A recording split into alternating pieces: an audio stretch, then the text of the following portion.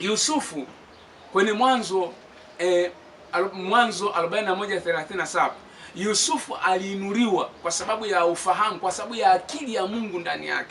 Tunapozungumza kwa habari ya ufahamu, manake akili ya Mungu ndani ya aliyokoka, kwamba huyu ameokoka ana akili ya Mungu. Ile akili ya Mungu ndio ufahamu ambao ndio uliomuinua Yusufu, ndio uliomuinua ukamweka juu, akawa juu na wakuu, kwa sababu ya ule ufahamu ambao alikuwa nao huyu Yusufu. Kwa hiyo ukikosa ufahamu, maanake umekosa kila kitu. Kwa hiyo adui wa kwanza kabisa ni kukosa ufahamu. Kwenye kitabu cha Waamuzi 5:20 neno la Mungu linasema hivi: walipigana kutoka mbinguni, nyota katika miendo yao zilipigana na Sisera. Hapo ukisoma kuanzia mwanzo kwenye Waamuzi 5:1 kuna mtumishi wa Bwana anaitwa Debora. Debora alikutana na maadui wakina Sisera. Umeona, alikutana nao, lakini Debora akatumia ufahamu wa kutumia nyota zipigane na Sisera.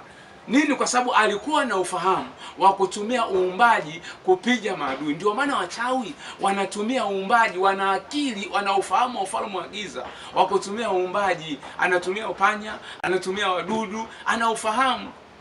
Kwa hiyo lazima aliyokoka awe na ufahamu wa kutumia uumbaji ili ya kwamba aweze kushinda. Kama Debora, light kama angekuwa hana ufahamu wa kutumia nyota, manake angeshindwa, lakini kwa sababu alikuwa na ufahamu wa kutumia nyota, alipata kushinda na akashinda kila sehemu.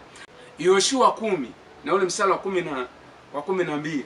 Asa ndipo Yoshua akanena na Bwana katika siku ile ambayo Bwana aliwatoa Waamori mbele ya wana wa Israeli. Akasema mbele ya macho ya Israeli: wewe jua simama kimya juu ya Gibeoni, na wewe mwezi simama katika bonde la Aiyaloni. Ndipo jua likasimama na mwezi ukatulia, hata hilo taifa lilipokuwa limekwisha jipatilizia juu ya adui zako. Mungu alimwambia Yoshua, siku hii ya leo nitakuwa ushinde. Vita napigana, jua linazidi kwenda. Akajua siku ikiisha hii, maana yake siku inayofuata nitapigwa. Mungu amesema leo nitakuwa nishinde. Itakuwa Joshua asimamishe jua, akasema wewe jua simama hapo hapo ulipo. Ina maana Joshua alikuwa na ufahamu wa kutumia uumbaji. Laiti kama ingekuwa hana ufahamu wa kutumia uumbaji, maana yake nini? Maana yake kwamba angepigwa ile vita. Lakini kwa sababu alijua alikuwa na hekima ya kutumia ufahamu ya kutumia uumbaji, alikuwa na ufahamu wa kutumia uumbaji, ina maana alishinda kila mahali. Kwa hiyo kama hauna ufahamu, maana yake unaangamia. Kama hauna ufahamu, maana yake unashindwa. Kama hauna ufahamu, maana yake unapigwa hata kama unajifanya umeokoka. Hata kama hauna ufahamu, maana yake unashambuliwa hata kama umeokoka. Na ndio maana sasa unamkuta leo koka anaomba leo. Wachawi anaomba kwa ajili ya kumpiga shetani. Na msaga shetani tiki kabisa, awe mavumbi, awe jivu. Haya, shetani anamsaga leo anakuwa jivu. Kesho tena kwenye maombi yuko na shetani. Amesahau kama jana alimsaga alikuwa tiki majivu. Sasa leo umemtoa wapi? Kwa sababu jana ulimsaga alikuwa tiki, alikuwa majivu kabisa. Leo hii tena unaomba kwa ajili ya shetani. Umemtoa wapi? Kwa sababu jana alikuwa majivu.